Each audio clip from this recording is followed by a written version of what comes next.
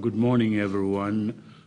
Welcome back to the public hearings of the Commission of the TRRC. I hope you all had a restful weekend.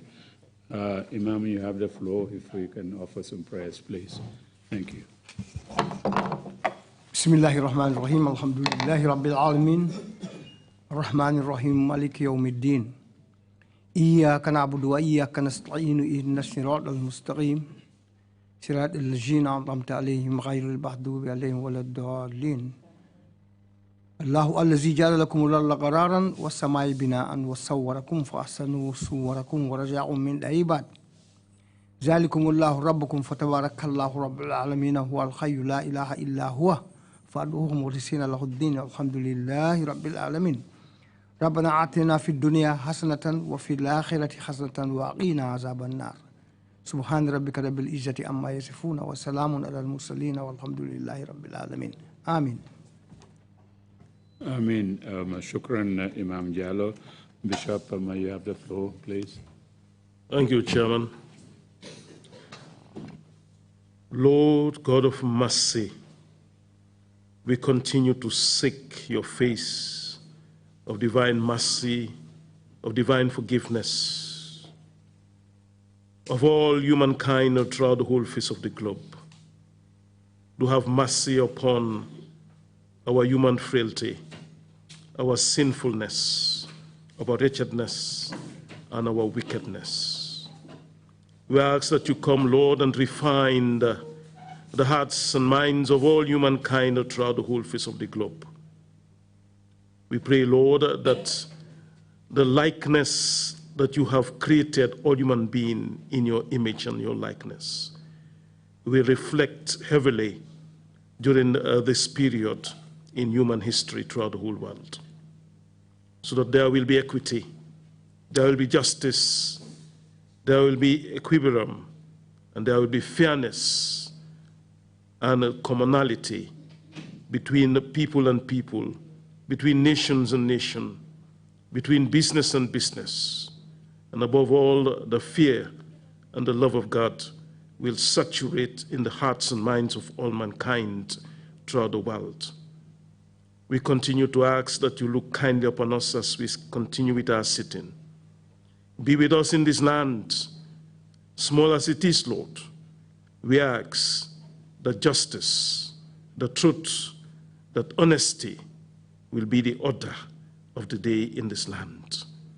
and it will indeed become the smiling coast of Africa and the smiling coast of the world because of the way that we deal with one another. And we continue to ask that the Holy Spirit see us through out this sitting. In Jesus' name we pray with praise and thanksgiving. Amen. Amen. Thank you very much indeed, Bishop Odeko. Council, are we ready with this morning's witness? If we are, please proceed. Yes, good morning, Mr. Chair. Good morning to you all, commissioners and members of the audience. We are ready with this morning's witness, who's already being ushered in.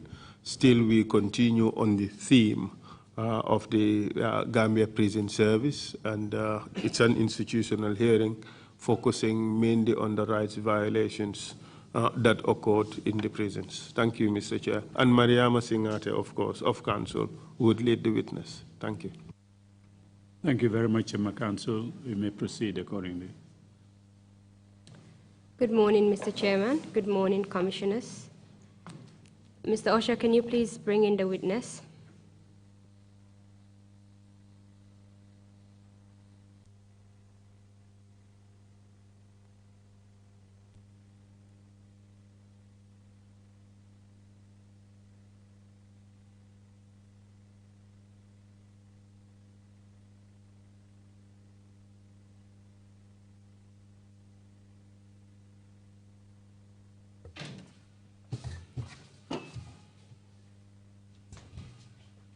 I, Baba Galleh Jallow.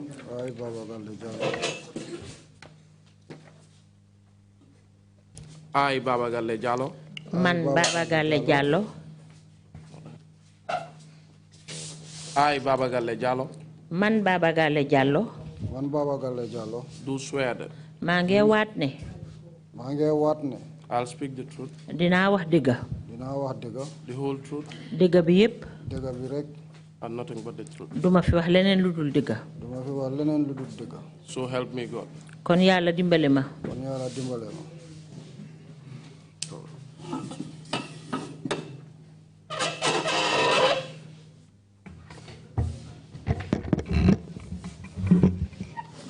Oops. Sorry.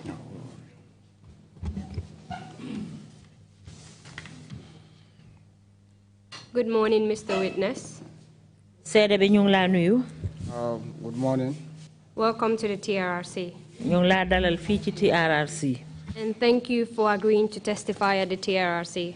Di la gërëm ci li nga nangu pour ñoo joxe sa seede fii ci TRRC. Just before we start, balaa ñoo door. I'd like to give you a warning dama la bëgg a dénku that it is necessary for you to tell the truth. Ne am na solo nag pour nga wax fi digga. Lying to the commission is an offense. Wax fi lu dul digga fii ci commission bi loolu da yaxaluwaa la. And we want nothing but the truth from you this morning. Te ci suba si soxlawuñ fi dara ci yow lu dul nga wax digga. Given that you have voluntarily agreed to come to the TRRC, comme que yow nangu nga ci sa coobare boppa pour ñoo joxe sa seede fii ci TRRC. I'm positive that you are willing to tell the truth this morning. Am naa ngum bi ne pare nga pour joxe fi sa digga. It will be like a question and answer form, just like you see on TV. Comme ni nga ko dee gisee ci télévision bi rek dafa mel ni waxtaan suma diggante ak yow laaj ak tontu. And if you do not understand any of my questions, lu ma la laaj nag te leerut la. Do let me know and I will explain it to your own understanding. Wax ma ko ma leeralaatal la ko. For today, tey nag I'd like to propose that we discuss these topics. Li ma bëgg a xalaat mooy yi ma wax si ni moom la ñoo waxtaanee. We'll go into your background information dinañ bëgg a xam yow yaay kan. So that the commission and the nation will know who you are. Bu ko defee commissioner bi ak ñi seetaan yépp réew mi yépp ñu xam yow mi yaay kan. Your arrest and detention at mile 2. Jàpp biñ la jàpp ak teg biñ la teg foofu ci mile 2. Your personal experience in prison. Ak li nga xam ne moom nga yëg moom nga nekkee woon ci kaso bi. The general conditions of prisons and the problems encountered there. Ak it kaso bi ci boppam li nga xam ne yépp moo fa ay jafe-jafe ak yow ci sa boppal yan jànkuwante nga fa amoon yépp ñu waxtaanee ko. We'll deal with the incident of the dead cow. Dinañ waxtaanee tamit nag boobu nga xam ne mooy woon nag ba fa dee. the torture of inmates in prison, mitital bi nga xamne ñu ko def ñi nga xamne ñom lañ japp ci kasso bi, the theft of a food ration by prison guards, sàcca bi nga xamne ñi nga xamne ñoy liggéey fofu ci kasso bi ñu ko doon sàcca dundu yi, the deaths that occurred in prison and the circumstances under which it took place, ñi nga xamne dee nañ jamono yi ñu leen jàppee foofu ci kaso bi ak ci anam yi nga xamne moom lañ deeyee, the denial of medical attention liñ leen tere for nag inmates in prison, li nga xamne nag ñi tëdd ci kaso bi suñ feebaree duñ mun a am faj biñ soxla, and also the different treatments that you've encountered while you are in prison. ak it jamono ji nga nekkee ci kaso bi anam yi nga xamne noonu lañ la fa amee woon. So we can start now. léegi mun nañoo door. Can you please tell the commission your name? wax ñu naka nga tudda.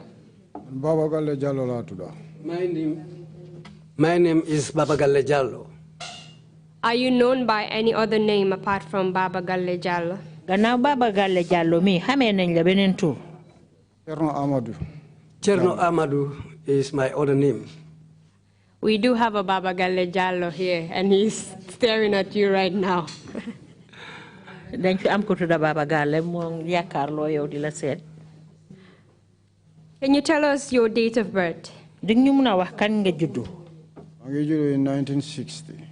I was born in 1960. Where were you born? fan nga juddoo. I was born in Brikama Kombo. I was born in Brikama in the Combo. Can you tell us, before your detention at Mile 2, what you did for a living? di ñu mun a wax balaa ñu la doon jàpp ci kaso bi foofu Mile 2 lan nga doon liggéey. Man mburu la doon liggéey. I was a baker. I used to work on bread. And can you tell us currently where you are residing? jamono ji ñu tollu nii nag fan nga dëkka. I live at Central Prison, Mile 2. I am presently resident at the Central Prison in Mile 2. Can you tell us what led to your detention at Mile 2, briefly? di ñu mun a wax lan moo sabab jàpp bi ñu la jàpp foofu ci Mile 2 ci tënka. Understanduma de. lana tax ñu teg la Mile 2 foofu. Your imprisonment kaso bi at Mile 2. Dañ ma accused murder case ak armed robbery. I was accused of murder and armed robbery. Can you tell us the year you were arrested for these offenses? di ñu mun a wax ban at lañ la jàppoon. Ñu ma jàpp 2004 December. I was apprehended in 2004 December. Where were you arrested? fan lañ la jàppee. Ñu ma jàppee Welingara Fuladu. I cannot hear what he's saying. Welingara Fuladu. I was caught at Welingara Fuladu. Mr. Chairman, I would just like to know whether I should continue with the questioning, because I'm not sure. They should stop. Well, I'm not sure. Just for a moment, we see what the technicians are doing. I believe the audio system is continuing, but if you can just hold a second only, we see what happens. Yeah. Great. Excuse me. No.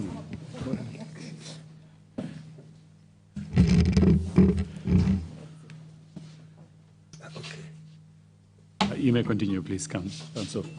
Thank you, sorry. Thank you very much. You were just telling us that you were arrested at Willingara in Fuladu? yaa ngi doon wax ne ñu ngi la jàppee Willingara ca Fuladu. Wow. Yes. Can you tell us where that is? loolu ban boor la nekk.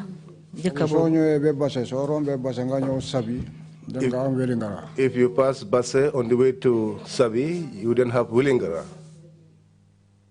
After your arrest, where were you taken? gannaaw buñ la jàppee noonu fan lañ la yóbbu. Ñu ma yóbboon si gendarme station bi. They took me to the gendarme station.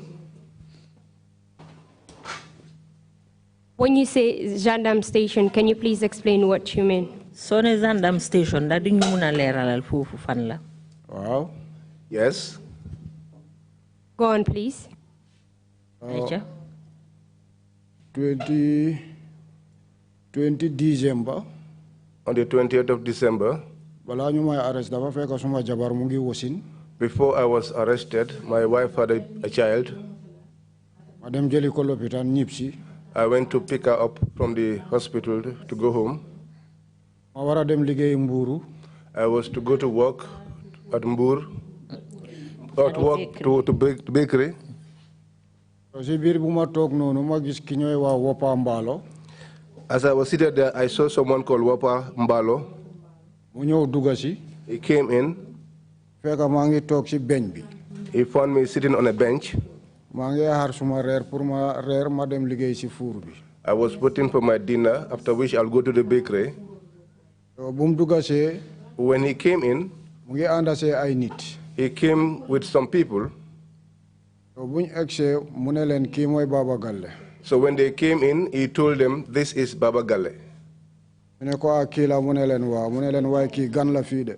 And they said to him, is it this guy? And he told them yes, but they told him, this guy is a stranger here. Raki papam la ñëw te raki papam wérut. He came to visit his uncle, and his uncle is not well. Si biir loolu. During the course of that, la ki ñooy waa Omar Dumbuya. that was when someone they call Omar Dumbuya, mu ñëw handcuff ma. he came and handcuffed me. Bu ma handcuffee mu mbéj ma ci loxo càmmoñ la. After he handcuffed me, he slapped me with his left hand. Bu ko defee noonu lañ duggee si biir néeg bi. And then we went inside the room. Fekk suma jabar mu ngi tëdda ak liir bi. We found my wife lying down and the baby. Mu ne suma jabar ne jogal. He told my wife to get up. Suma jabar bu mu jógee. When my wife got up, noonu la ñëwee téye mattress bi nii pour bippa ko. He held the mattress and pulled it. Fekk suma mag bu jigéen mu ngi jógee Dakar ñëw seet si suma stepfather foofu. At that time, one of my elder sisters from Dakar came to visit one of our stepfathers. Mu ngi toog si boori lal bi foofu. She was seated close to the bed. Famara Jallow bu mu bëggee bippa matla bi. When Farmer Jallow wanted to pull the mattress, my sister noonu la jógee mu puus ko. My sister got up and pushed him away. Mu ne ko xanaa xamuloo ne liir moo tëdda si kaw lal bi. And she said to him, do you not know that there is a baby lying on the bed? My sister noonu la jëlee xale bi. My sister picked up the baby. Noonu la Famara Jallow génnee mattress bi. Famara Jallow took the mattress away. Génnee plywood bu tegu woon si kaw. Took the plywood which was placed on it. Mu génnee bench bi yurnu si ron box bed bi. Took the bench and looked under the box bed. Mu fa jógee mu ñu saaj néeg bi yépp. After that, he conducted a whole search of the room. Ñu jaala dugga si wanag bi. They went to the bathroom. Ñu saaj foofu yépp. They searched there as well. Man xawma lan lañ ñëwal. I do not know what their mission was. Xawma lu ñooy ut. I don't know what they were looking for. Kenn waxut ma dara. No one told me anything. So from there, gendarme officer bi ñëw. The gendarme officer came in. Ñu ko ooyee Mbay Njaay. He is called Mbay Njaay. Mbay Njaay moo ñëw mu ne ma yow xanaa Gambian nga. Mbay Njaay came and asked me, are you Gambian? Ma ne ko waaw ba mut ñetti yoon. I said to him, yes, up to 3 times. So mu ne ma jogal ñu dem. He said to me, get up, let's go. Ñu dugga si biir néeg bi. We went inside the room. Mr. Jallow? Yes, sir. My apologies for cutting you. Mr. Jallow, maa ngi jégalu ci li ma la dog. You mentioned that one Omar Dumbuya and Famara Jallow were part of the arresting team. Wax nga ne Omar Dumbuya Famara Jallow bokkoon nañ ci ñi la ñëw arresté woon. Waaw du ñoom ñaar rek. It was not the 2 of them alone. Modou Pika Jallow bokk na si. Modou Pika Jallow was amongst them. Ak ñeneen ñu bari waaye ñooñu xawma leen. And many others, but I don't know them. Were they Gambians? Ndax ñoom waa Gambia lañ. Modou Pika Jallow, Famara Jallow ak Omar Dumbuya ñoom ñëpp Gambian lañ. Modou Pika Jallow, Famara Jallow, and Omar Dumbuya are all Gambians. So after they arrested you, they took you to the gendarme station. I'm assuming that is somewhere in Senegal and not in the Gambia. Gannaaw buñ la arresté dañ la yóbbu ci fi nga xam ne fa la gendarme yi nekk. Ma yaakaar ne foofu ci biir Sénégal la. Waaw ci biir Sénégal la. Yes, it was inside Senegal. And eventually, what happened to you? After that, gendarmerie, when we got to the gendarmerie, even before that, gendarme officer bi daf ma laaj man bi may ñëw fan laa jaar dama jaar si station bi wala dama jaar yooni gannaaw. The gendarme officer had asked me when I was coming if I passed through the gendarme station or I came through the back way. Ma ne ko si gendarme station bi laa jaar. I told him that I passed through the gendarme station. Mu ne ma ana sa laissez-passer. He asked me, where is your laissez-passer? Ma ne ko mu ngi si biir. I told him it's inside. Mu ne ma ana sa ID card. He said to me, where is your ID card? Ma ne ko mu ngi si biir. I told him it's inside. Mu ne ma nañ dem nga won ma ko. He told me, let's go so you can show me them. Noonu lañ duggee si biir. That was how we got inside. Ma ne ko mu ngi si suma bomb bag bi. I told him it was in my bag. Mu wàccee bomb bag bi. He brought down the bag. Suma kayiti ak suma kayiti jabar ak suma xale yëpp foofu lañ nekk. My document, those of my wife and my children were all there. Bu mu ko génnee mu ubbi bomb bag bi génnee ID card bi mu ne ma ndax bii mooy seen ID card ma ne ko waaw. When he opened the bag and brought the documents, he asked me, is this your ID card? And I said yes. Noonu la génnee laissez-passer bi mu ubbi ko mu xool. That was how he unfolded the laissez-passer and looked through. Bu mu ko jëlee bu mu ko xoolee ba pare mu jox ko Famara Jallow. After looking at it, he gave it to Famara Jallow. Mu woon Famara Jallow ne waaye kii de October la fi dugg. And he told Famara Jallow, this guy came in here in October 2004. 2004. Loolu bu mu amee. After that happened, noonu lañ ma jëlee. they took me yóbbu ma gendarme station. to the gendarme station. Bi ñu àggee gendarme station. When we got to the gendarme station, Mr. Jallow, I just want to pause for a minute and then ask you a question. Why did they take you to the gendarme station? Mr. Jallow, dama bëgg ñu taxaw foofu tuuti rek ma laaj la lan moo tax ñu yóbbu la ci gendarme station bi. ñu ne because dañu ma accuse murder case ak armed robbery. They said because I was accused of murder case and armed robbery.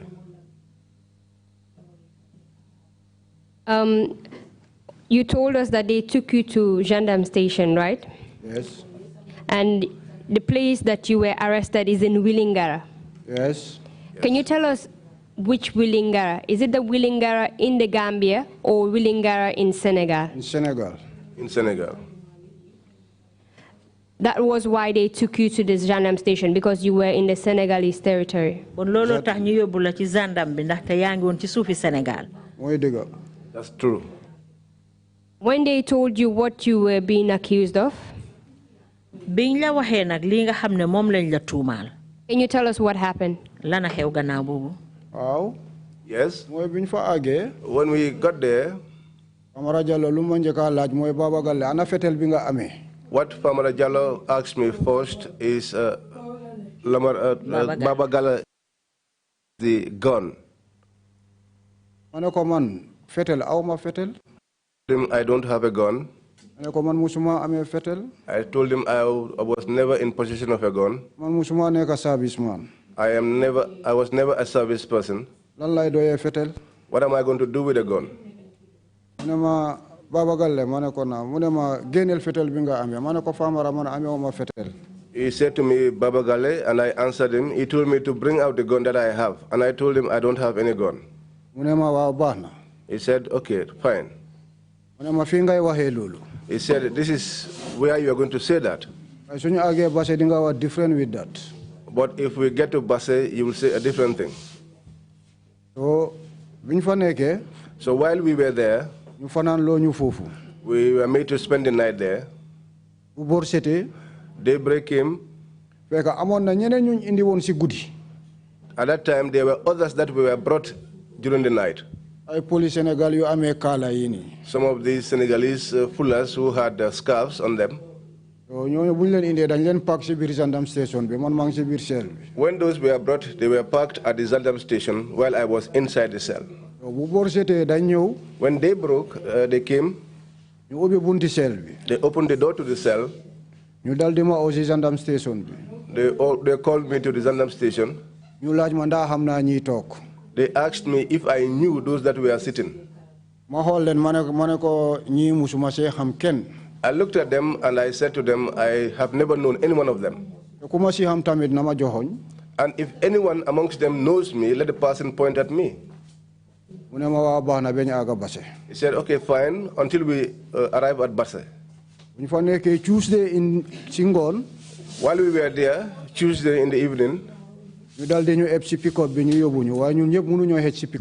were boarded on a pickup, but we couldn't fit. Around 5 Singon. They took us around 5 in the evening.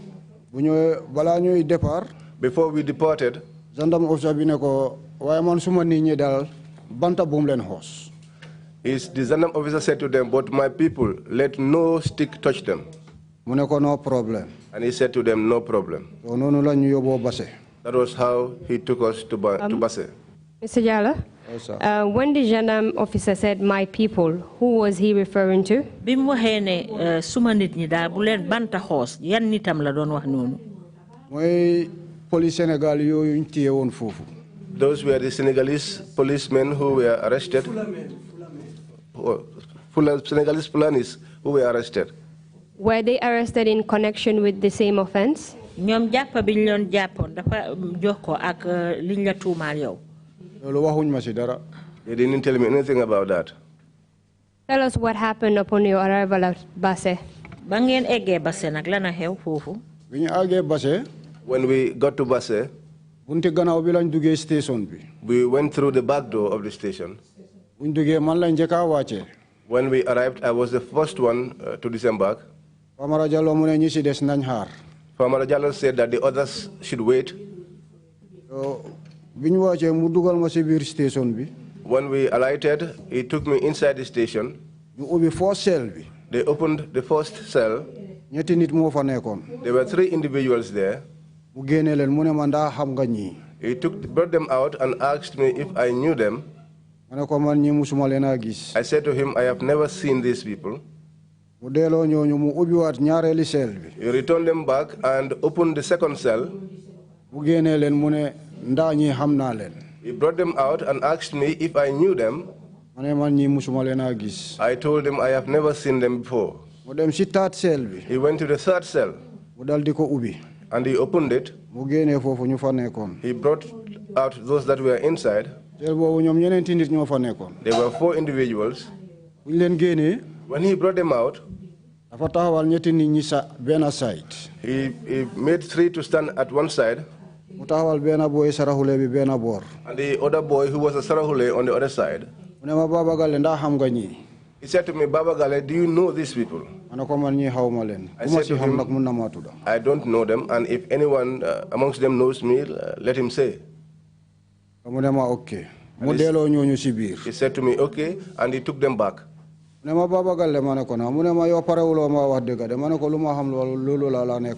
said to me, Baba Galleh, you are not prepared to tell me the truth. And I told him, all I am telling you is what I know.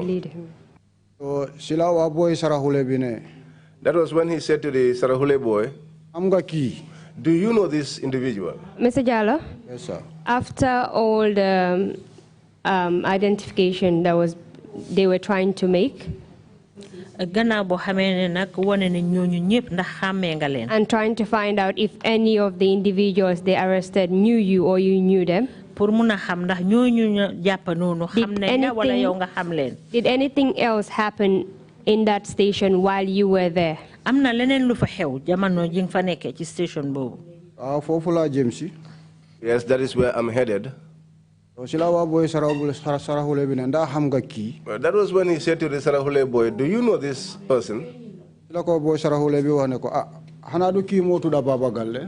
when the Sarahule boy said to him, well, is this not the man called Baba Galleh? So like that, Omar Dumbuya was standing behind me. He slapped me from the back until I sat on the ground. Famara Jallow said to me, get up. When I got up, he said that they should disembark those that were on the pickup. They brought them in. When they took them in, they took me. They took the Sarahule boy. ñu jël ki ñoo Samba Doroba. They took someone called Samba Doroba. Ak Sunkaru Kante. And Sunkaru Kante. ñu yóbbu ñu be police line. They took us to the police line. boobu mu ngi nekk on Tuesday. That was on a Tuesday.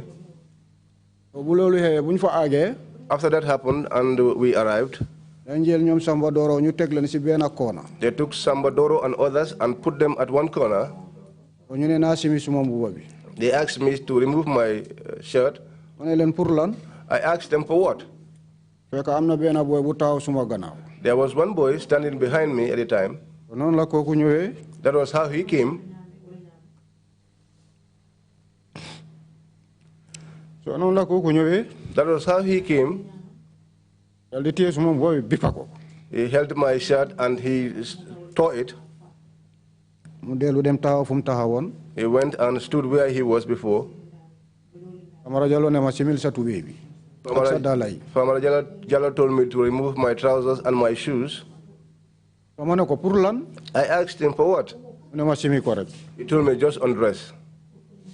boy bi taxaw suma gannaaw. The boy standing behind me, mu ngi amee woon benn fiil. he had a wear. noonu la ma ko dóoree fii. That was how what he used to hit me here. foofu xootee ko. And it was torn. ma yëkkati suma loxo bi di seet. I raised my hand to inspect it. mu dal di ma dóor si suma mbaaxa bi. And he hit me on my ribs. so si biir loolu. While that was going on, ma simi suma tubéy bi. I undressed, removed my trousers. ma desee tights bi si suuf. I was only remaining with my tights. mu ne naa ko simi. And he said I should remove it. ma ne ko Famara Jallow. I said to him, Famara Jallow, ma ne ko lu tax may simi suma yére yëpp. why would I undress completely?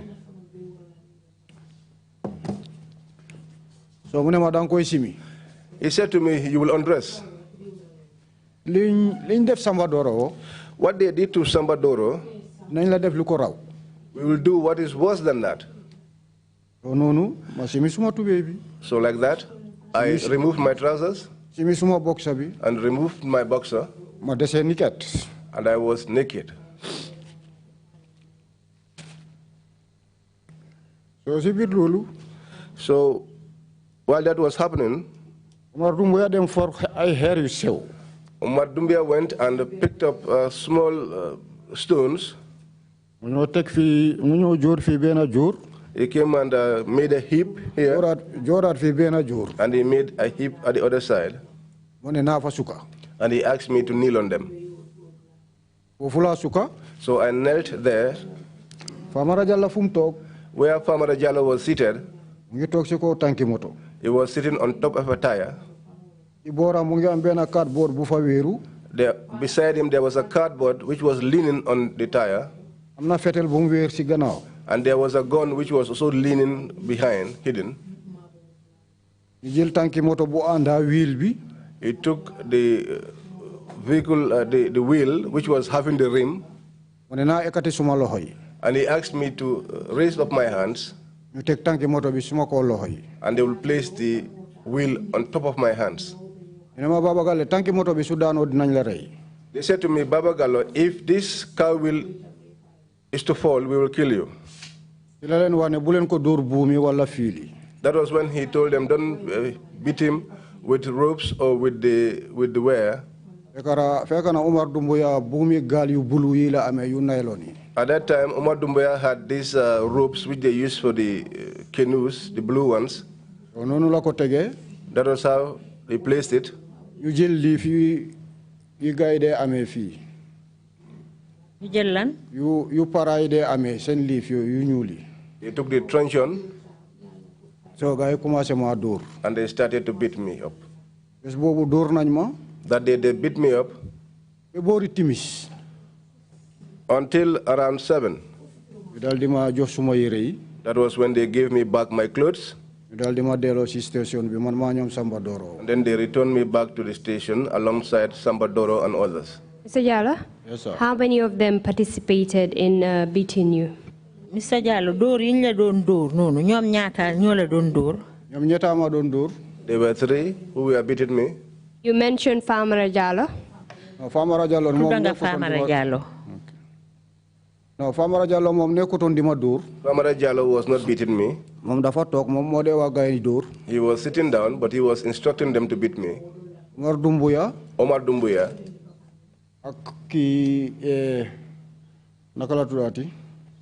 Modu Pika Jallow. And Modu Pika Jallow. The third person is the person I cannot recall. Do you know, my apologies, do you know the positions of these individuals? They were all policemen. Do you know if they held any positions at the station? Ndax xam nga na ci police station bobu ñu nekkon ñom amé won nañ fa ben place ben mahama déguma ñom police station bobu lan lañ fa doonon fofu lañ day liggéey. That was where they worked. ban mahama lañ yoré won sen mahama bi dal xawma kon waye Famara Jallow mo won commissioner of police. I don't know their positions, but Famara Jallow was the commissioner of police. From what time did they start beating you? Ban waxtu lañ commencé di la door? Must start the door around 6:30. They started beating me around 6:30. And at what time did they stop? Kañ lañ bayyi nak doori? Bu ñoy no da timis. When they were calling for the 7 p.m. prayers. You told us that they told you that they will do the same thing they did to the other individual. Can you please identify that individual you were referring to? I've forgotten his name. Nga ne dañ la wax ne dinañ la def li nga xamne mom lañ def sa benen morom tudda nga fi turam waye dama fatte koku kan la tur bobu kan la koku mo tudda Samba Doro. That was Samba Doro. Do you know if the same thing was done to Samba Doro? Xam nga ndax liñ la def nonu mom lañ def Samba Doro. Anyway man Samba Doro bima koy gis. Anyway, when I saw Samba Doro, yaramam be kanamam be pa ngi newi. His body and his face was swollen. That was the first day that you were at Basse police station, correct? Lolu bes bu ñëk biñ la yobbo Basse police station la non la. Yes. Can you tell us what happened to you on the second day? Ñaareli fan ba nak la na xew. Ñaareli fan bi tamit. On the second day also, dañ fa tok be bori 6. We were sitting down until around 6. Ñoo jël sima. They came to pick me up. The same place. They took me to the same place. Police line. Police line. That day, frankly, I was not undressed. That was how they pounced on me and beat me up. Until it became dark. And then they took me and returned me back to the police station. On the third day, on Thursday. That was on a Thursday. That day, police line. When they picked me up from the station to take me to the police line, police station. We came until we almost went out of the police station. So on your right, when you take a bend on the right, as if you are going to where the soldiers are, I'm not essence on your right. There is a particular place where they sell petrol on the right. We came until we were almost at the spot. I heard an alarm sounding behind me. I looked back. Land Rover, double cabin. I saw a Land Rover, white, double cabin. The paras were on it. No, we were going. And they were following behind us. Police line. When we came until we got into the police line, they brought me down and they took me inside the building. Not long after, the paras came in. Did they do anything to you?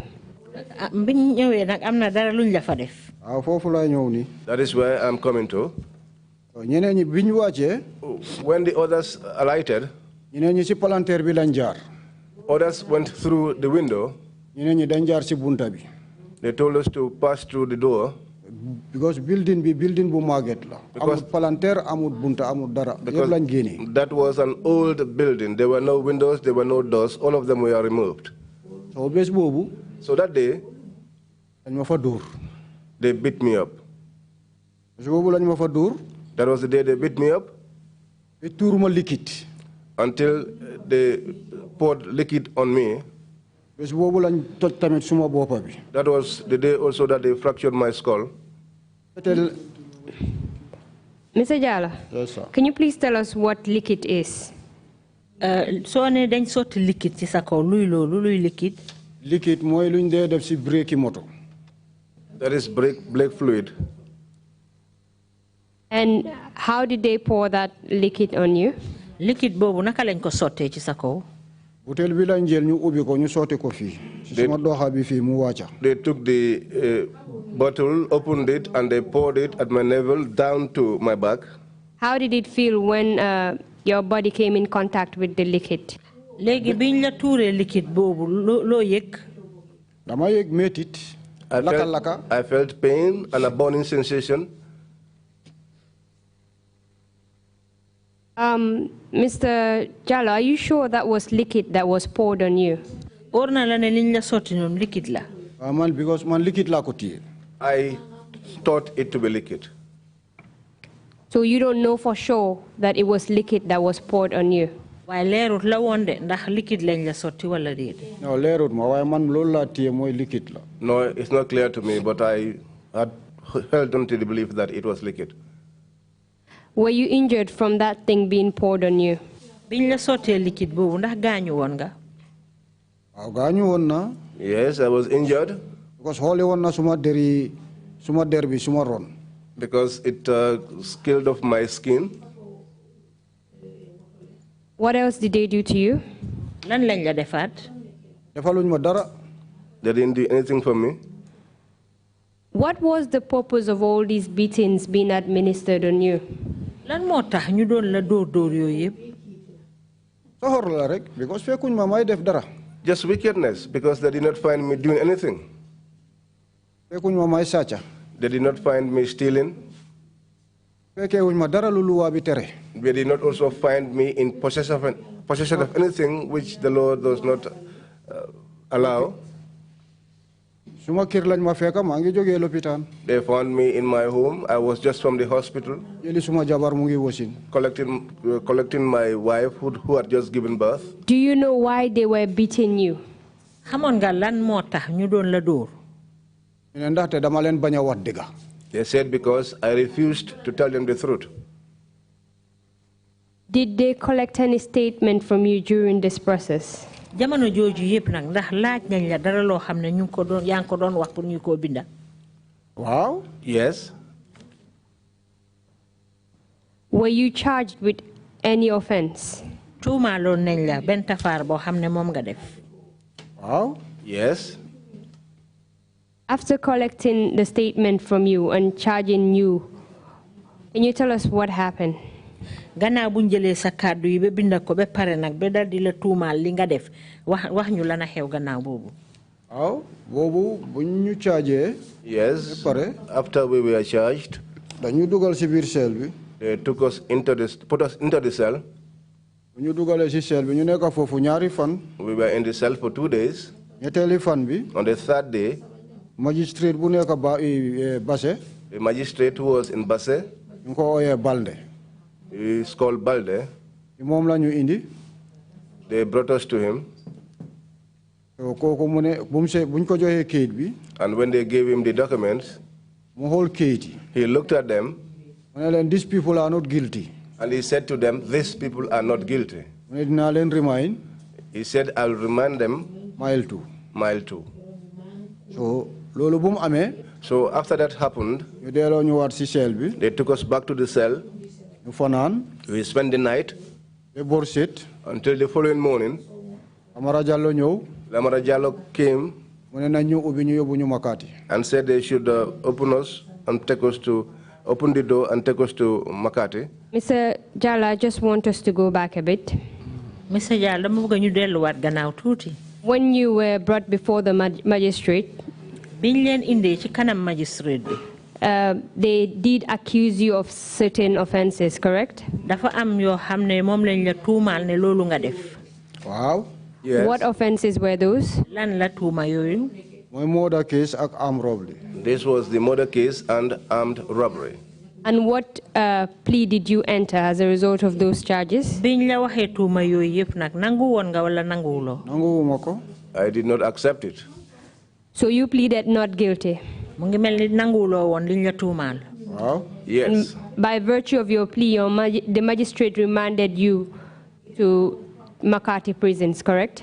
Ngir li nga nanguwul noonu na moo tax magistrate bi abal la pour ñu teg la Makati. Waaw.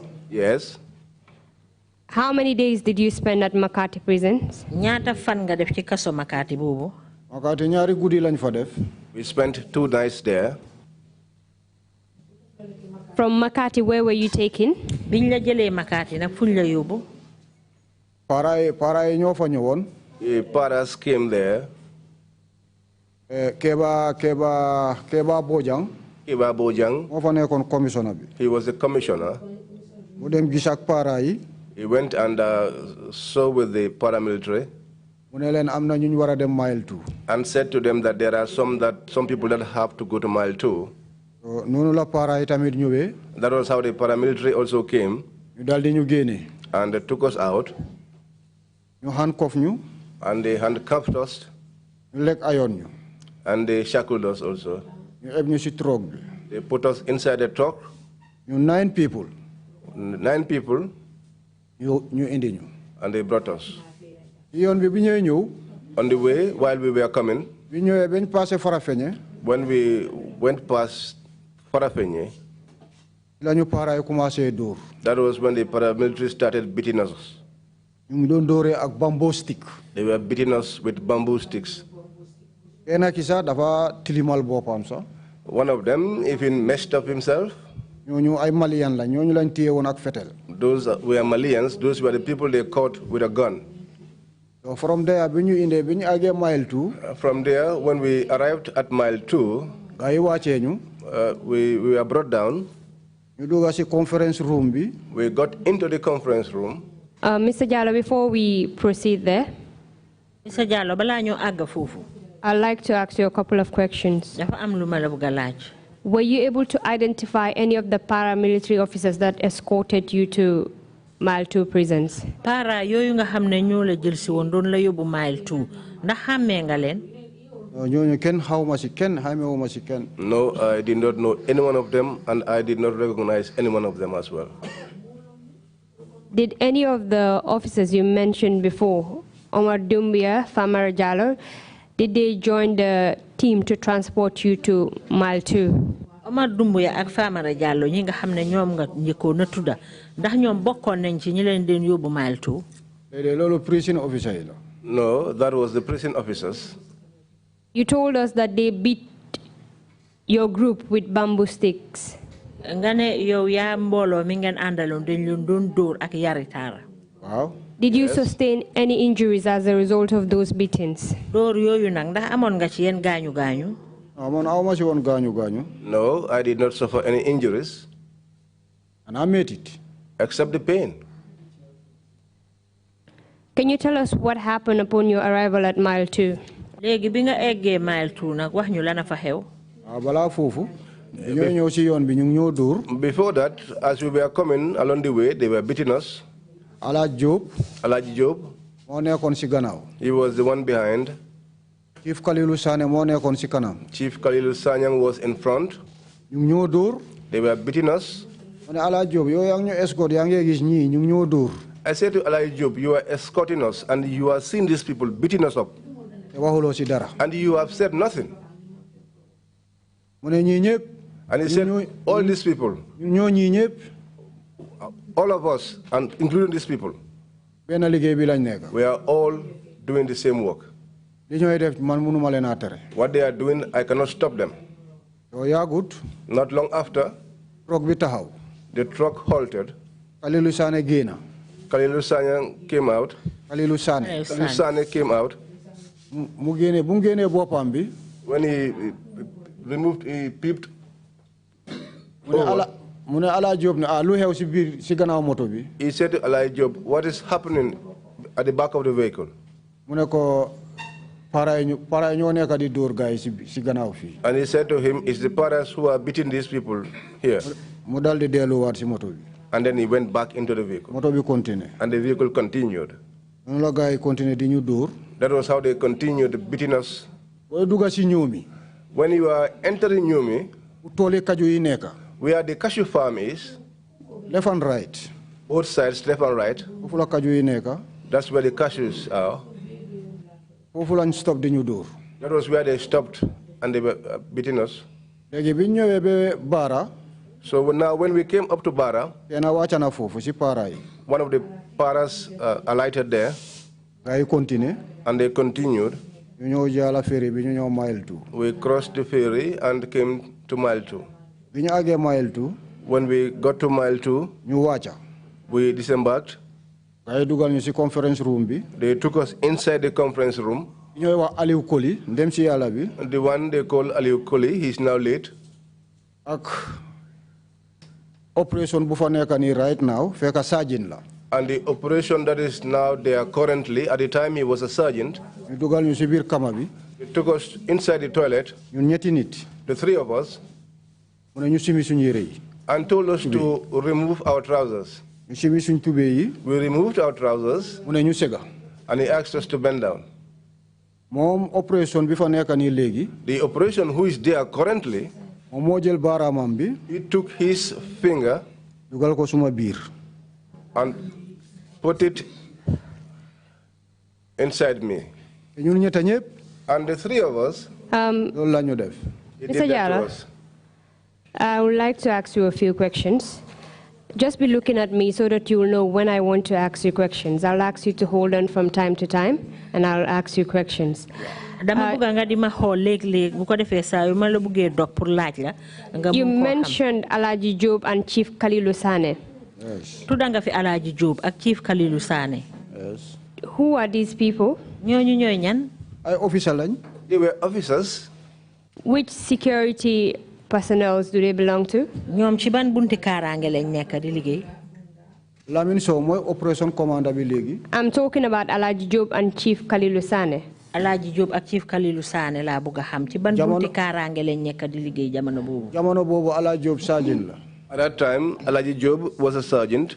Which security outfit? Ci fan la nekkon sergeant? Makati. At Makati. Both Alaji and Chief Kalilu. Alaji ak Chief Kalilu yep sergeant lañ won. No, did it. No. Kalilu SPO la won, inspector. Kalilu was SPO. Were they both working for the prison service? Prison bi lañ doon liggéeyal. Wow. Yes. You mentioned the person that is currently serving us operations. Tudanga fi ko xamne nga ne jamono ji mom moy ki nga xamne mo nek operations. Who is this person? Koku moy kan? Moy Lamin Sow. Is Lamin Sow. And where did he put his hands exactly? Fan la dugal baramam bi nga ne? Suma bir tat. Inside my anus. What was the purpose for him putting his hand in your anus? Lan la jublu won bay jël loxom bi di ko def sa gannaaw bi? Ñu ne dañuy screen. They said they were going to screen us. Was this done one after the other, or were you all in the same room when it was being done? Dañ leen ko def par kenn wala yeen ñepp nekkon ci benn neeg bi biñ leen ko def. Ñun ñetta ñi ñepp lañ dugandoor benn yoon. They took the three of us at the same time. Was he wearing gloves when he did this? Ñu ngi soloon ay gang biñ ko def. No, loolu moom bàyyiwuma ko xel because man maa ngi ko jox gannaaw. I was not attentive to that because I gave him my bag. And what was his rank at that time? Jamono boobu ban ma xama la yore woon. Sergeant la woon. He was a sergeant. After the search, can you tell us what happened? Gannaaw biñ defee loolu ba pare nag lana xew. Biñ defee loolu ba pare. After they did that, 9 people. The 9 of us. Ñu lañu jàllale yóbbu ñu security wing. They took us to the security wing. When we got security wing, when we got to the security wing, we were dispersed. Number 5 confinement. Some were taken to number 5 confinement. ñu dugal leen number 4 confinement. Some were taken to number 4 confinement. ñu yóbbu number 1 confinement. They took me personally to number 1 confinement. When you arrived at mile 2, Banga ege mile 2. the individuals that escorted you to mile 2 took a warrant with them, correct? ñi la gunge woon mile 2 yóbbu waale nañ kayit bu wane ne dañ la fa war a dugal. xam naa ne de. I know that. Man ñun dañu remind on. We were on remand. Yóbbu ñu remind. But they did not take us to remand. Security wing la ñu yóbbu. They took us to the security wing. Do you know why they took you to the security wing? Amoon nga lan moo tax ñu yóbbu la foofu ñuy wax security wing. Déedéet. No. You told us that when they took you to the security wing, they put you in different cells. Wax nga ñu ne bañ la yóbbu foofu ca fi ñoo wax security wing ku ci nekk dañ la def ci sa seeli boppa. Foofu one man cell la foofu nit ku kenn ku nekk ak sa cell. That was a 1-man cell, each to your cell. Which security wing were you placed in? Ban ci security wing yi lañ la yóbbu woon. Man daa ñun ñëpp. Myself or all of us? You personally. Yow ci sa boppa. Man number 1 confinement lañ ma yóbbu. They took me to number 1 confinement. You did tell us that when they were transporting you from Janjambure to mile 2, you were in cuffs and your feet were also shackled. Dang ñu wax ne biñ leen a génne Makati leen yóbbu mile 2 dañ ceene sa loxo yeeg sa tànka yi. Waaw. Yes. What happened to those cuffs upon your arrival at mile 2? Bi ngeen eggee mile 2 nag ceene yooyu nuñ ko def. Yi si tànka yi dañ ko génne. The shackles were removed. How about the handcuffs? Ci loxo bi nag. Handcuff bi génnut. The handcuffs were not removed. Can you recall the officer that processed you when you arrived at mile 2? Mun nga fàttaleku bi nga eggee mile 2 ban officer moo fa nekkoon di la laaj di wax ak yow. Foofu moom ñoom Lamin Sow la. Well, there it was people like Lamin Sow. Ak ñeneen ñu bari. Ñu bari si ñoom bàyyi nañ léegi liggéey bi. Many others, most of whom have now left the work.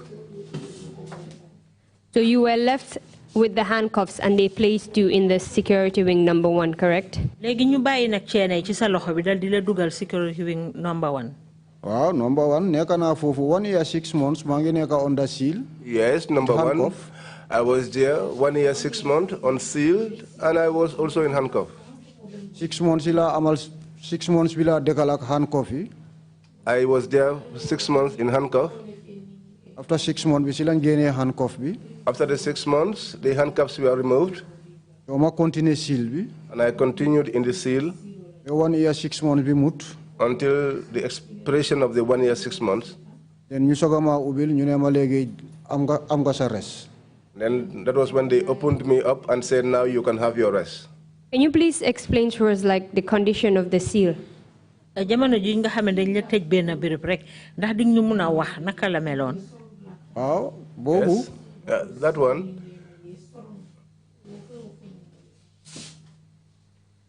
Waaw boobu.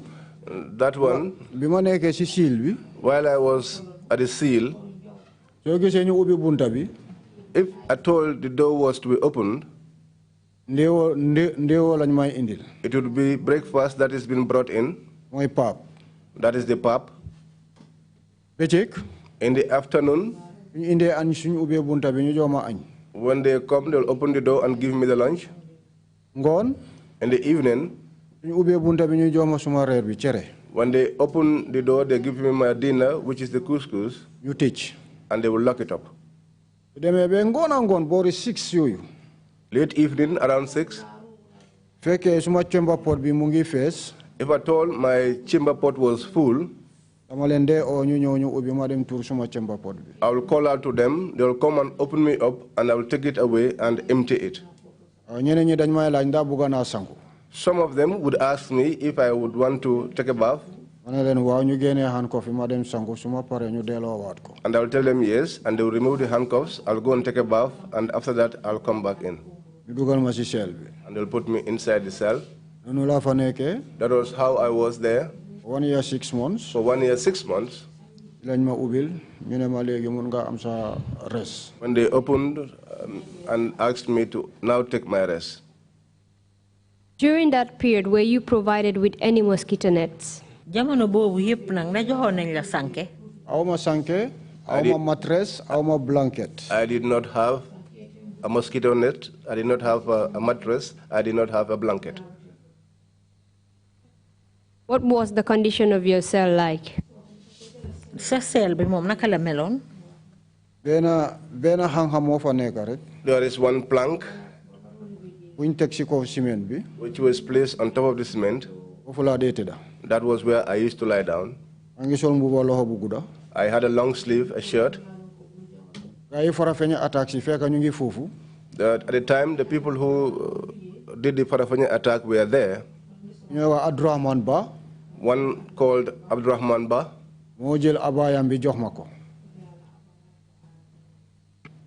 He took his gown and gave it to me and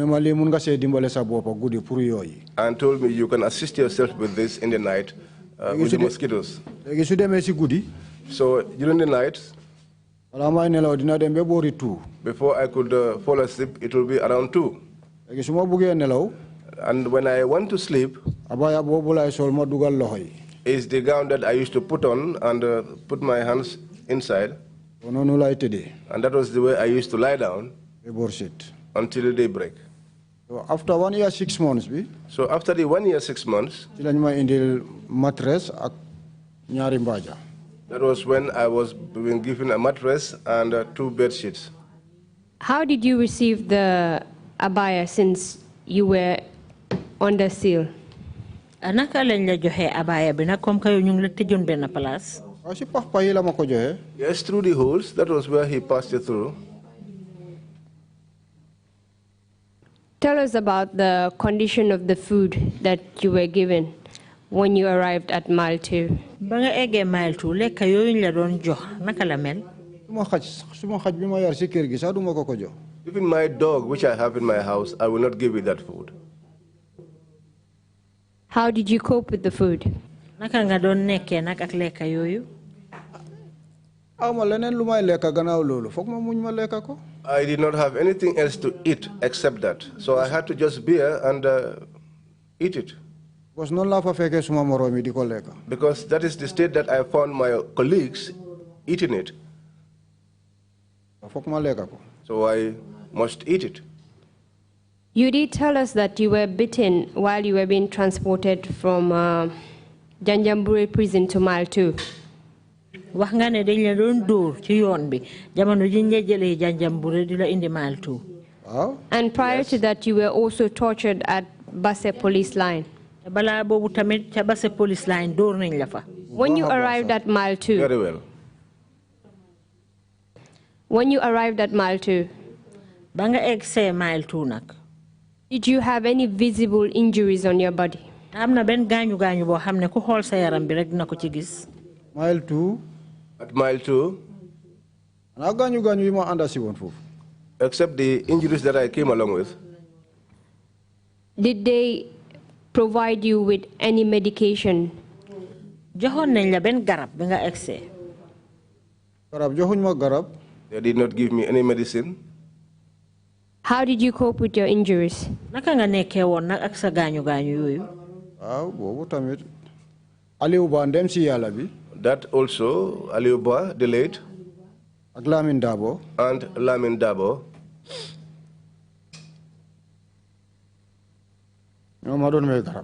They were the ones who used to spare me medicine.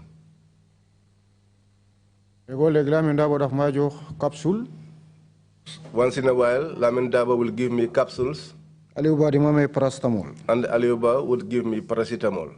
And you don't use. Those were the ones that I used.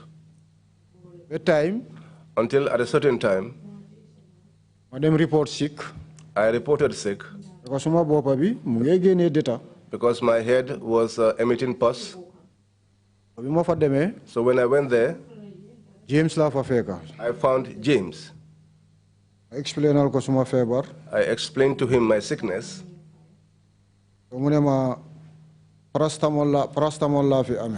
And he said to me, I have paracetamol here? Paracetamol So I said to him, paracetamol only, and he said yes. I said to him, well, if it is only paracetamol, then you may leave it because I have paracetamol inside. And that was how he let me to go. Was that the time when you were under seal, the time you went to the infirmary to get a checkup? Jamono bi nga dem pour faju pour ñu seet sa yaram bi ndax bo betey moy jamono yiñ la tégué ben bërepp rek No, when I was on the seal, I did not even think about getting close to the infirmary. So throughout the time when you were on the seal, you received no medical attention from the prison guards? Bon ma nga melni jamono joju yeb yow amulo wen fajj bo xamne ñi liggéey ci kasso bi ñu la ko doon dibalé. No. Can you tell us the people that were with you at the security wing? Dañu mëna wax yow ya ñan yena nekkon ci bëre bobu ñuy wax security wing? Yes. Nekana fofu number 1 man la. I was there at number 1. It was myself. Lamin Dabo. Elef Jammeh. Aliuba. Lamin Jaju. Mbalo Kante. Omar Damfa.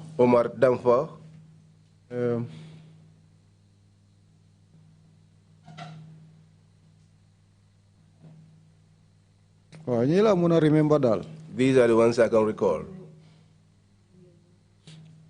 Was there anyone else that was supposed to be at remand that was at the security wing? Ndax amon na ken ko xamne remand lañ ko warona yobbu waye ñu jël yobbu ko security wing. Man mi sa remand la warona neka. Myself, I was supposed to be on remand. Yobbuñ ma fofu. But they did not take me there. Apart from you, who else was supposed to be at remand and was not taken there and was brought to the security wing? Lu uté yow nak kan lañ yobbu security wing fekk ñu ko warona yobbu remand? Lolu bari na. There were many. Because I found some detainees there.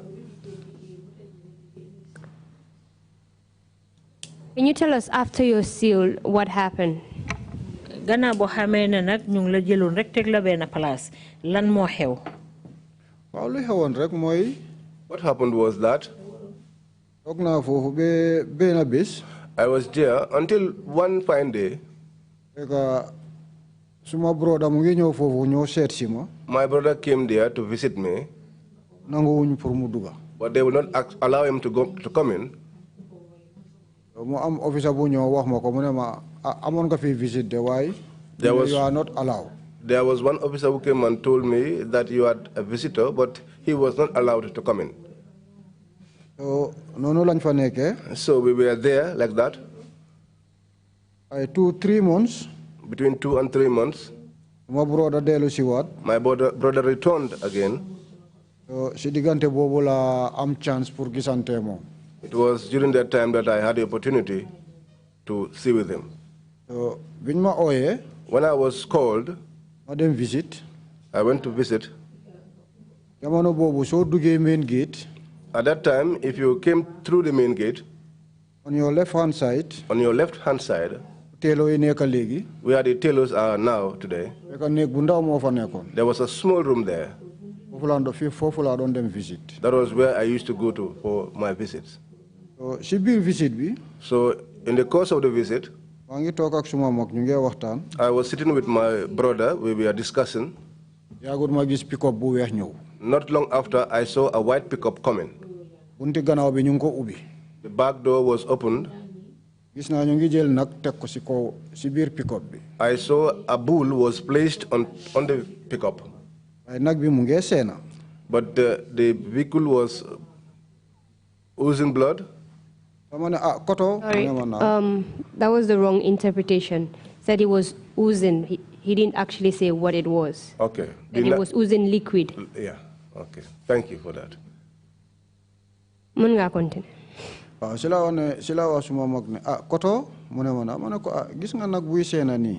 I said to my older one, and he said yes. I said, do you see this bull that is oozing liquid? And he said to me, no, that is not what brought me here. I am here because of your issue. Let's discuss about what we are supposed to discuss, and I'll leave this place for these people. So we sat down there and discussed about the family and the problem which led me there. Mr. Jallow, going back to that vehicle and the bull. Mr. Jallow, ñu delluwaat rek ci mbiri nak boobu ak moto bi. Apart from the liquid you noticed dripping from this bull, gannaaw senna boobu nga gis mu bàyyeekoo ci nak bi. Can you tell us what else you can observe? Lan nga fa seetluwaat. It was swollen.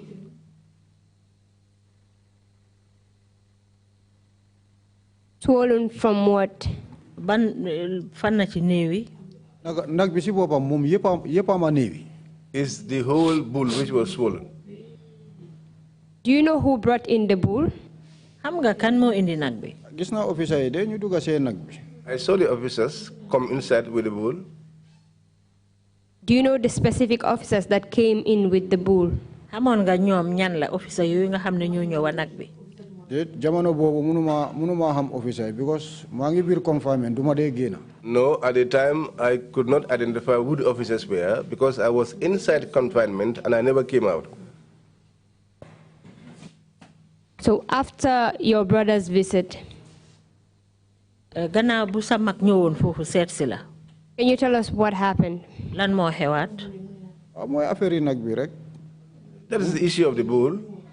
Bi ma ko waxee loolu moom bu mu paree visit mu dem. When I said that to him, and when he was ready with the visit, he went home. Man ma dellu si biir. And I returned back inside. Ma ñëw fekk ñoom Lamin Dabo. I came and found Lamin Dabo, the late. Aliuba ak Elef. Aliuba and Elef. Ak Baba Job. And Baba Job. Ñu ngi play draft. They were playing draft. Koto mu ne ma ko I said to him, Elder, and he said yes. Koto waaye li ma fi gis tey. I said to him, musuma ko gis fende mu ne ma loolu mooy lan ma ne ko nag bu dee.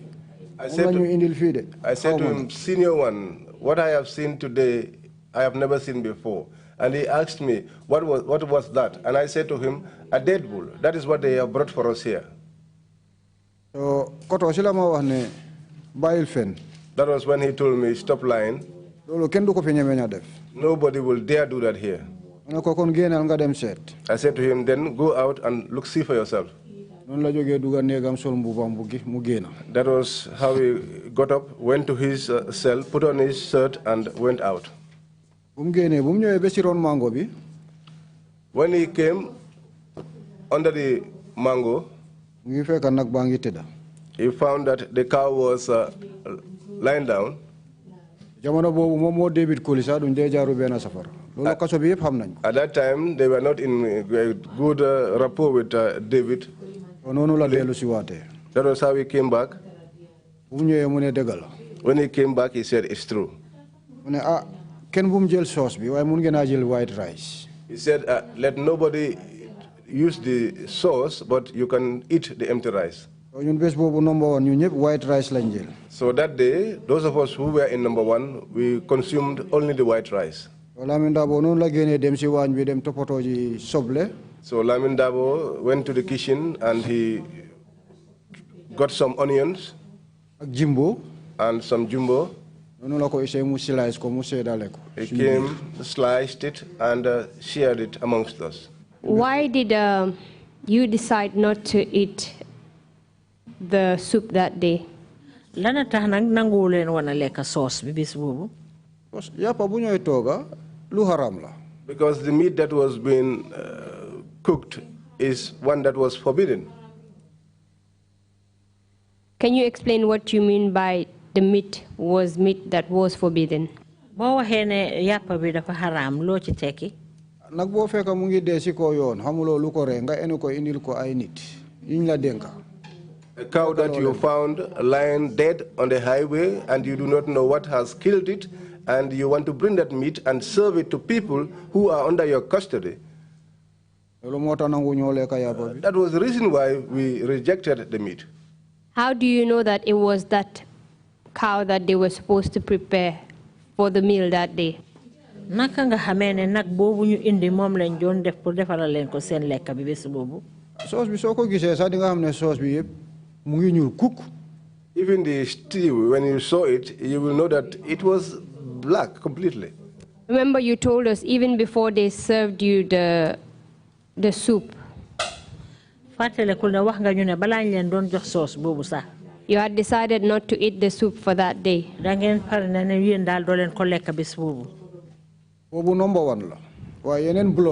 That was at number 1. But other blocks, they took it. Apart from the cow being swollen and liquid dripping from the cow, how do you know that the cow died from somewhere and it was brought in? Nak bobu nga xamne yang ko gis gannaaw ne mo ngi dé ak li mo sen nonu naka nga xamé nak bi naka la ñëwé fofu naka la dé nak bi man numa ko xamé dal ñu ne David Koli mo wone ñu indi nak bi. What I know about the cow was that they said that David Koli was the one who gave the instructions for the cow to be brought in.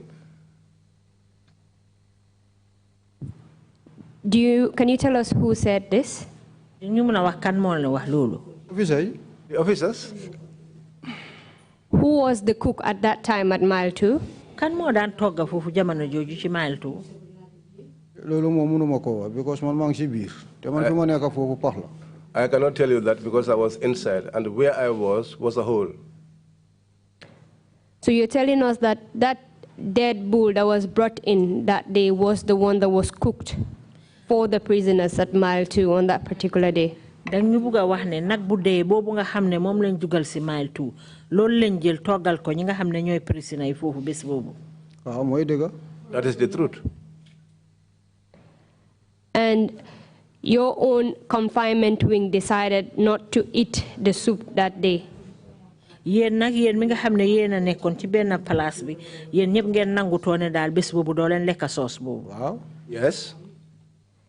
Can you tell us what happened after the other prisoners ate this food? Ndax di ñu mëna wax nak ñeneen ñi nga xamné ñom ñoko lekk lan mo xew? Bir bu daw ak dé bu dul jeex. They had a diarrhea and countless deaths. You were in the security wing, correct? Yeah, yaangi won fi ñoo wax security wing du non la. Wow. Yes. And you were confined there. Te fofu dañ la fa tegon ben place rek do genn do dem fen. Wow. Yes. How did you know what happened in the main yard and other places? Naka nga xamé li nga xamné moy xew ci main yard bi ak yeneen place yi fofu. Xam nga lolu? You know, as for that, Lamin Dabo ndem ci Yalla bi. The late Lamin Dabo, mum dafa yaga bo xamné he stayed there so long such that amu fa ben prisoner bu ko xamut. There was no prisoner that did not know him. Amna ay xalel yo xamné ñu ci wañ bi sax.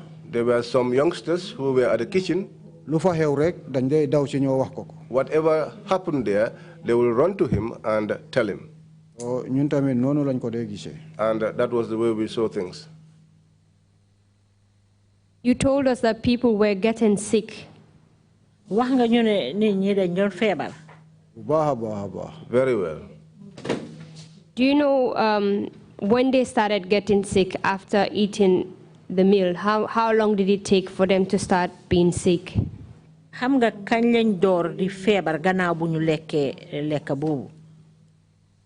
Nga lekk bu poison soo ko lekkee boobu du taxaw ci sa biir bi fu mu jaar mu jaxase sa butit yépp. When you consume food that is poisonous, it doesn't stay long. It must disturb your internal system. What happened to the sick inmates? Lana jot nak ñi nga xamné ñom ñi ngi feebar. Ni ñu bari fa dé. Many people died.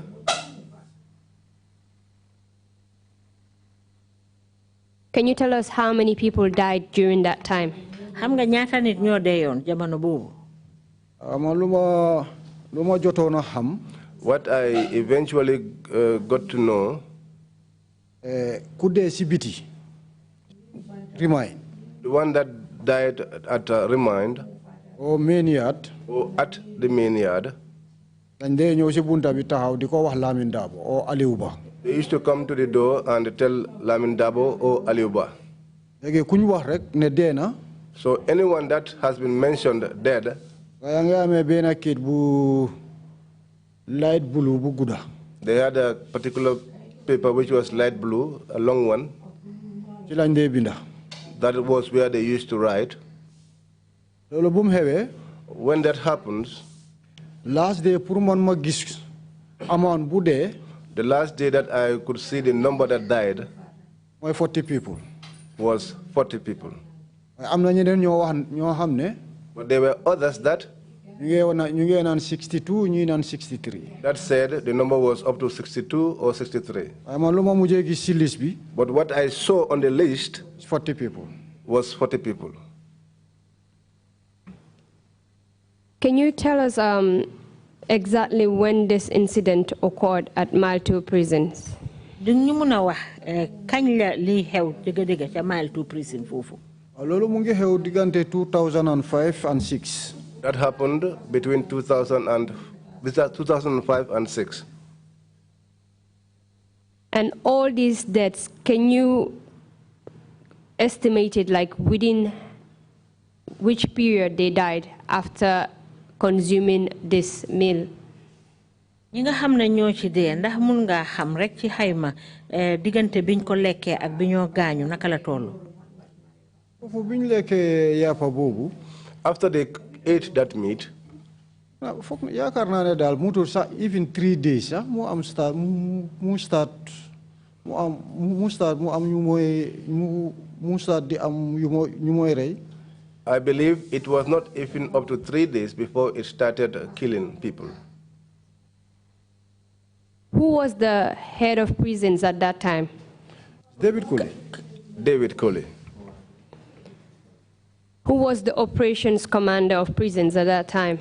Jamono joju kan mo nekkon ki ñoo wax operations commander jamono bobu. Suma faté wut Ousseynou Colley. If I or Thomas Jeju. If I have not forgotten, is Ousseynou Colley or Thomas Jeju si digante ñaar ñi la. Either Ousseynou Colley or Thomas Jeju. Do you know if they addressed this issue when it happened? Ñom nak bi li xewé ndax xam nga ndax wax nañ ci dara. Lolu kenn defu ko sax. No one was mad enough to talk about it. Did prisoners complain about this particular incident to David Colley? Ñom prisoner yi nak ñom ndax tawaton nañ ko ci David Colley. Lamin Dabo dafa demone sax be buga jappo mom sax. Lamin Dabo at some instant nearly had a confrontation with him. How did David Colley react to this particular incident that happened? Lolu fa don xew non nak David Colley mom lan la ci wax? Mom mi nga am ne mom mo indi nak bu dee bobu non pour prisoner yi lekka ko kooku kay mom yaakaaruma dina fa am lu moy wax. Given that he was the one that brought the dead cow for the prisoners to eat, I don't think he will have anything to say. So nothing was done with respect to the inmates that died as a result of this poisonous cow? Bon nak dara génnu ci daal ci ñooñu nga xam ne ñoo lekka nag boobu nga xam ne moo sabab seen dee dara génnu ci. Yega kuma ko de suñ ko waxee tamit xëj na fii lañ koy commencé wax. I have not heard that yet, and if that is to be said, maybe this is the place that such talk will be starting from. Do you know whether any investigations was launched when this incident happened? Xam nga ndax bi dee yooyu xewee am na yenn gëstu yoo xam ne ñu ngi ko ci doon def. Musa Suso yóbbu woon na ko court. Yes, Musa Suso took him to court. I'm talking of internally at Mile 2, whether any inquiries were made when it happened. Maa ngi wax ci biir Mile 2 ci kaso bi foofu noonu ndax amoon na ay gëstu yoo xam ne ñu ngi ko doon def pour xam la na waral loolu. Gisuma ko. I didn't see it. And was this the first incident where prisoners died as a result of eating food that was cooked from the kitchen? Ndax xamuloo ndax boobu mooy woon njëlbeeni yoon ñi nga xam ne ñooy prisoner yi nekk ci kaso bi ñu ngi dee te mu ngi sababu ci ay lekka yoo xam ne ñu ngi ko lekkee ci togga foofu. Bi daf doon reye cere bi tamit daf dee reye because dafa am suuf. The pap used to kill, the couscous too used to kill because it contained sand. This will be a very convenient place to stop. When we resume, we'll talk about the pap and the Trrc. bon mun nañoo noppale ko gum fii buñ dellu si waatee nag ñu wax mbiri ruy boobu ak Trrc bi. Mr. Chairman, I believe it's time for a break. Thank you, Council, and thank you, Mr. Jallow. That's a tough situation to come to. Couscous, pap, poisonous meat, killing inmates. It's a scandal. Lii moom lu doy waar la ci jamono juñ tollu li ñoo waxtaanee mooy yàpp ruy ak Trrc boo xam ne dafa rey ñi nga xam ne ñoom lañ jàpp ci kaso bi lu doy waar la. waaw waaw was Trrc bi si boppam dafa am suuf. Yes. boo am suuf soo ko lekkee du mun a res sa biir bi. Indeed, the couscous itself had sand, and if you ate something that had sand, it will not be able to do well or go well with your stomach. The time frame that you are talking about, how many inmates were killed because of these three situations? Jamono ji nga wax nii nag ñaata prisoner ñoo dee ci ñetti façon lekk yi nga xam ne moom nga wax nii. Mr. Chairman, my apologies. I believe we'll get to that in the next session. I know. I'll come to, just give me 1 minute only, get to that. Sorry, I jumped ahead of you a little bit on that. But if you can just recall that. If not, we'll come back to that. How? Yes. The issue of the cow, the pap, and the couscous. The people that it used to kill. The people that the cow killed aside. Those that the pap and the couscous killed were also apart. Before the cow came in, the pap and the couscous was killing people.